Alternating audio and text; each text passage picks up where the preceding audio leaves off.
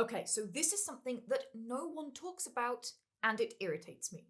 After all, schmex is part of the human experience, so why aren't we integrating it into our world building? So today I'm talking about Rule 34 and world building. Yeah, that Rule 34. To paraphrase, if it exists in the world, someone will make it into prawn, or a schmex thing, because people love their schmexy times. Am I mad? Probably. But is this helpful for world builders? Almost certainly. Just a quick disclaimer that we're going to be discussing some steamy topics and showing some tastefully censored imagery in this video. So if that's not for you, why not check out my video on the Cobra effect, which ironically has absolutely nothing phallic about it whatsoever. So here is my theory in a nutshell. If it exists in your world setting, someone in your setting will turn it into a schmex thing. To be clear, there is a huge amount of real-world precedent for this. Take photography, for example. On August 2nd, 1839, Daguerre demonstrated his new daguerreotype photography in Paris. Basically what we consider to be the first recognizably modern photography. And the first erotic photographs appeared almost immediately afterwards. Or what about cinema? Films with risque content were produced pretty much since the invention of the modern motion picture in the 1880s. And if we go back further, this becomes even more prevalent in artifacts and objects of the past. While people don't necessarily write about sexy times, although they do, it turns up on the darndest things. From jewellery to crockery and tableware to religious manuscripts of nuns harvesting eggplants. Sexy times are everywhere in the history of our world, and a testament to the fact that our ancestors were red-blooded humans with needs and biological urges, which, by the way, is how we got here in the first place. So hopefully you understand that our own history is a tapestry of schmex and prawn. But why should you introduce these things into your own setting? Well, first of all, it feels authentic. A world with no sex at all feels artificially sterilized. No pun intended. And even if your heroes aren't ripping off their own clothes, there should be a sense that someone, somewhere, maybe behind a curtain, is doing stuff. Otherwise, how are the little baby elves and goblins made? And then there's the biological imperative. Frankly, if your sapient species are reproducing sexually, it makes sense that they would be preoccupied by that. Even if they outwardly prize chastity, their biology will betray them. And of course, if you're writing for adults, schmex is instantly empathetic for your audience. It brings up big primal emotions for your readers and your players. If you're trying to create a mood, whether that's rosy and romantic, or weird and alien, or dark and edgy, introducing schmex into your world can have a really big impact. Although I do have some caveats about that, which I'll share in a moment. Okay, so hopefully I've made my case for Rule 34 in world building, but before you start daubing eggplants and peaches on your castle walls, let's talk about interesting ways to use Rule 34 to enhance your world building. One great way is to consider your technology level and how people might leverage that for schmexy times, like with the cinema and photo examples from our world's recent history. For example, Skyrim obviously has printing press technology because there are multiple copies of the same books everywhere, and plenty of those books are a little kinky. I'm looking at you, you lusty Argonian maid. Or how about Cyberpunk 2077? Braindance is a virtual reality machine that's definitely designed for entertainment of an adult nature, even if it's used for other things too. And for a classic, the holodeck scenes in Star Trek get pretty spicy, and I'm certain Quark has some significant cleaning up to do. Just saying. And if not tech, how about some classic D&D style magic? Is there another use for some of those classic spells in your spellbook? Like Enlarge Self, or Prestidigitation, or even Entangle for the kinkier among you. Of course, consent, as always, is mandatory.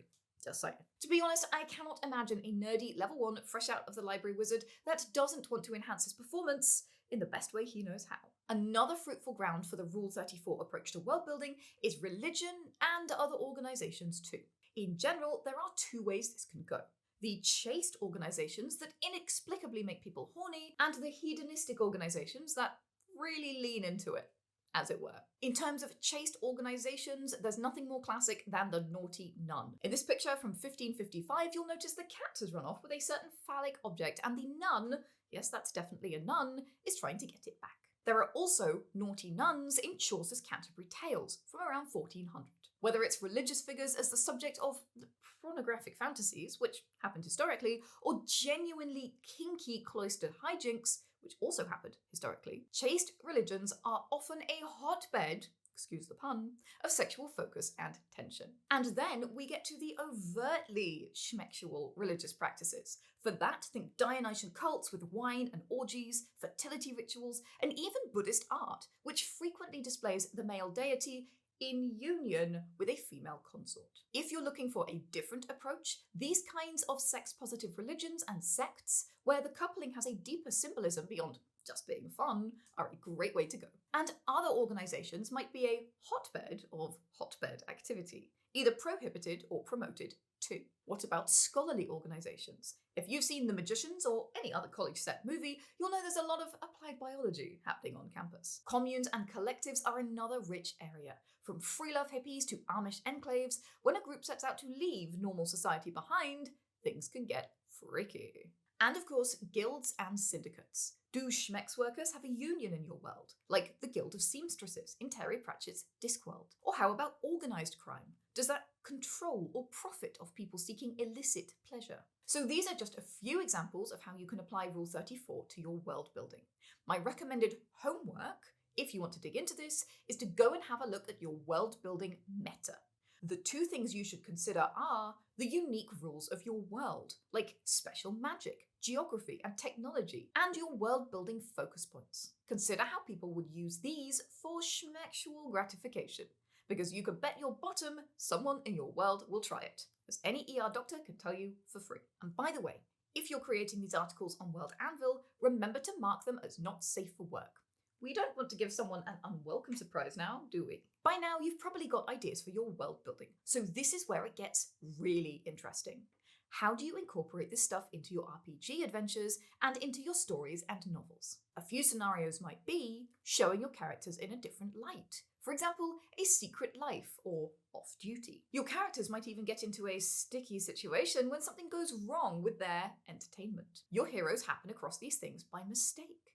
Think opening up someone's browser history or finding their secret pillow book while searching for clues. Or how about a brand new bedroom invention or erotic religion hitting the streets?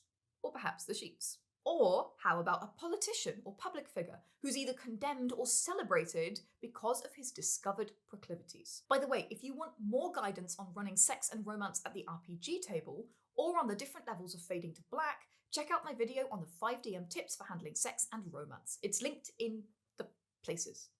Okay, all well and good, but what if your sapient species or cultures aren't sex positive? What if this stuff is taboo or even illegal? You mean like the Victorian era?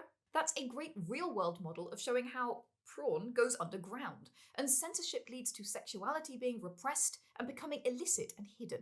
It definitely never vanishes. In fact, it's even more likely to appear, especially if you have heroes going into the seedy underbelly of a city or dealing with weird primal sex cults. After all, repressed sexuality is still sexuality. So I've been lobbying for you to include more Rule 34 style content in your world building, but there are some times when you shouldn't do that. To start with, consider your audience's age range. I mean, if you're writing for young readers like middle grade, this is an obviously inappropriate thing. And YA is a probably not. Consider too your genre and tone. If you're writing an adorable cozy fantasy, you can give this advice a miss, or at least, if you refer to sexy terms, it's probably in a more tell don't show kind of way, or a closed door romance. And make sure at the RPG table that your players are giving consent. As I mentioned in my Sex and Romance at the Table for GM's video, consent is everything, and safety tools are there for a reason. We don't know everyone's history at the table, and it's important to check in with our players before the eggplants come out. And finally, I'm just a world building expert on the internet. If these are topics that you really don't want to explore, then you do you. Although I'm pretty impressed that you stuck it out this long, if that's the case. Thank you for watching. Please give this video some love and leave a comment about how you use Rule 34 in your world building. Although, make sure you keep it tasteful so YouTube doesn't ban us. Or you can share why you don't use Rule 34. And please remember to subscribe for more spicy world building takes and hit the bell so you never miss a video. Now, grab your hammer and go world build.